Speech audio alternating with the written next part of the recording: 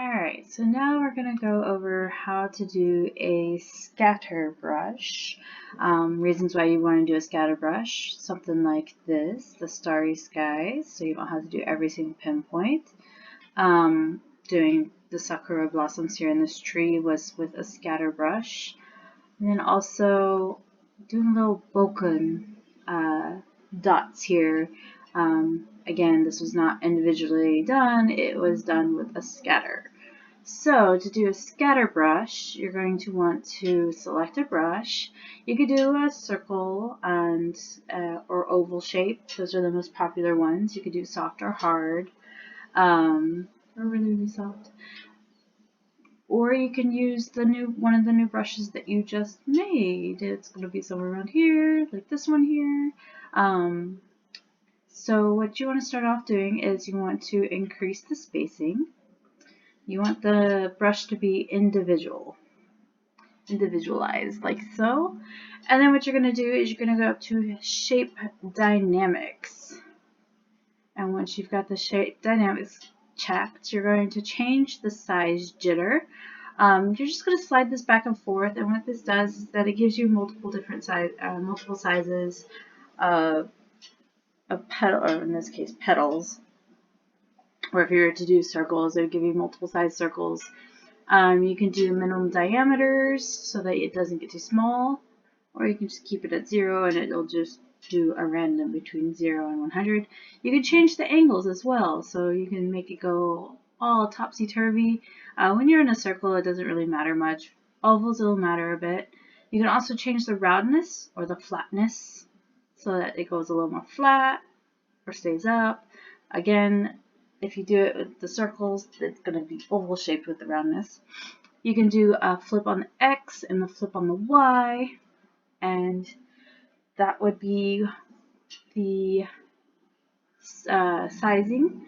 Then the next one you want to check is the scattering. So you're going to check scattering, and you'll notice down here that everything just went woo!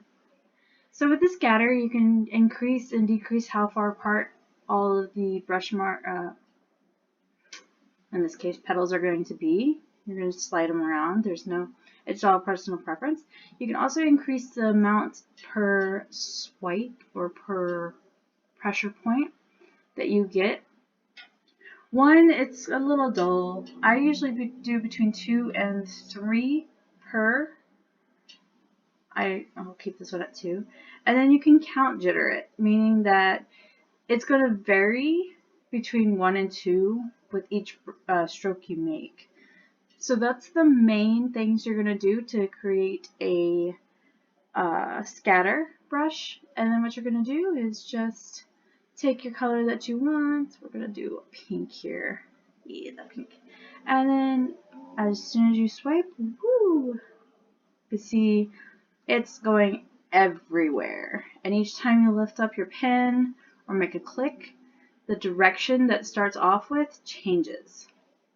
Okay, so another fun thing you can do with this is that you can bring in color dynamics.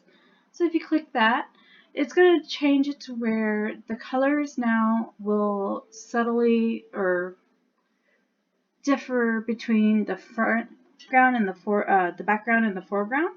So the two colors you have over here are going to be what colors are pulled from for each leaf, or in this case leaf. So you can change the foreground, how much of a color change there is there with this one. You can change the hue, the saturation, it gives it more of a color or a gray, the brightness, and then purity, so how much of the colors you'll match there. And then let's just do another layer and show you how this works with the color dynamics. So as you can see, it's a little bit more all the colors of the wind going on here. And it changes with each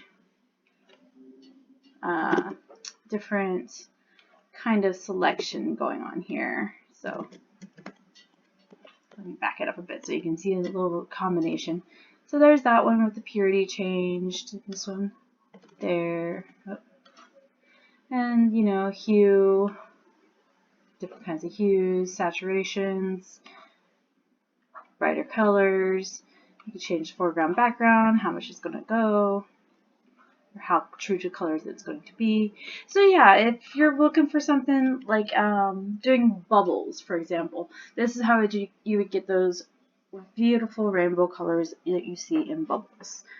So yeah, that is how you do the Scatterbrush. I'll just show you a round bokeh real quick. So you can go back up to brush shapes, go back to your circle here, go soft circle.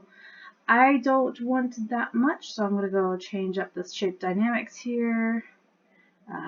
We don't need that, and we can turn off the roundness jitter because I don't want any of that. Scattering, yeah, we can spread out the scatter a bit here. There we go. And if, say, I wanted to do a starry night on a dark background, go back to my brush here, and I would spread that out a bit more. So because that was a little close, a way to change that would be the spacing. There we go. That's more like it. So yeah, that's how you would do the different kind of bokeh look. And then you can sit there and without changing too much, just change the spacing. You can get a more solid color here, or a more solid brush. So you get some more foreground and background going on. You can change the size of it. And yeah, so that is how I make a Scatterbrush. And yeah, so and this is my fun time when I do it. So yeah, so that's how you would do that, and I think that's all there is to it. Alright, well, and I hope it helps you guys.